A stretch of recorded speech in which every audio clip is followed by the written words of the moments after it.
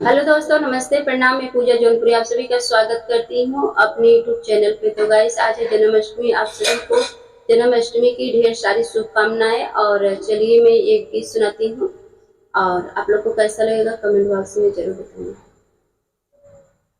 सोने की कटोरिया में दूध भात, गोदी में कान्हई पूत हो।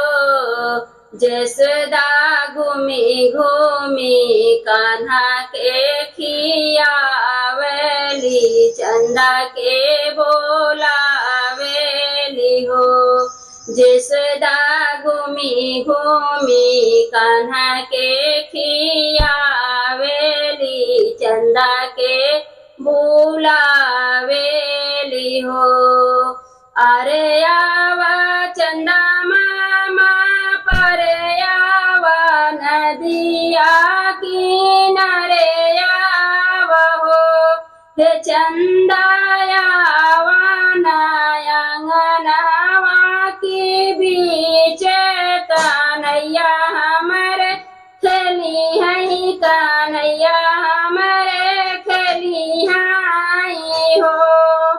सोने के थारियावा मांगाई दिहले, गंगा जल भराई दिहले हो।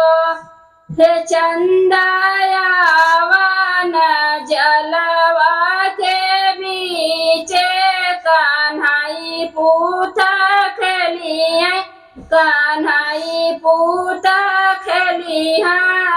अरे अइले चंदा मामा, परे अइले नदिया किनारे अइले हो।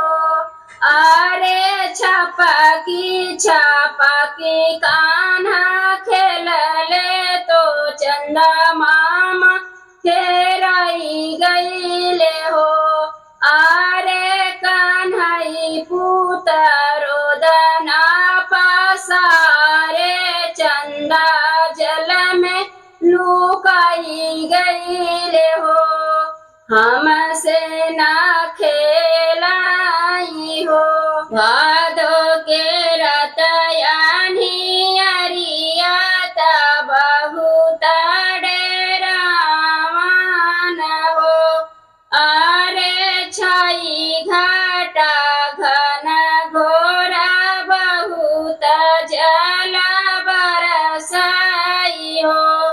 वासुदेव के हाथे हाथ करिया, गोड़ में बेड़िया हो। अरे अष्टमी रात जान में कान्हाई, जेल की भीतरिया में हो।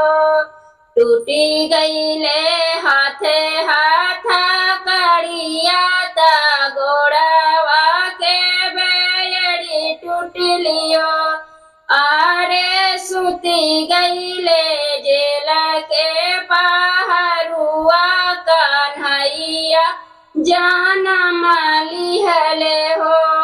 सुपावा में ले के कान्हैया के, वसुदेवा चलले हो। मेले के कान्हैया के, वसुदेवा गोकुल चलले हो।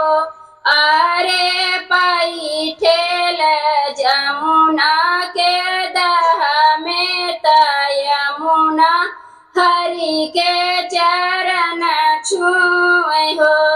गोकुला में जाई वासुदेवा, जसोदा जी के ललना।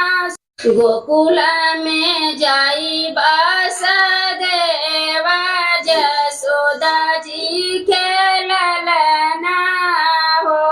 सुपेले में यारे देवा गढ़त, फूल बरसावई, फूल बरसावई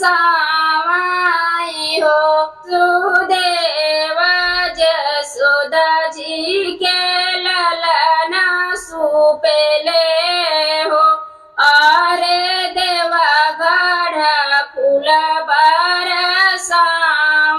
मैया बड़ी पावन अइली हरि गोकुल में हो।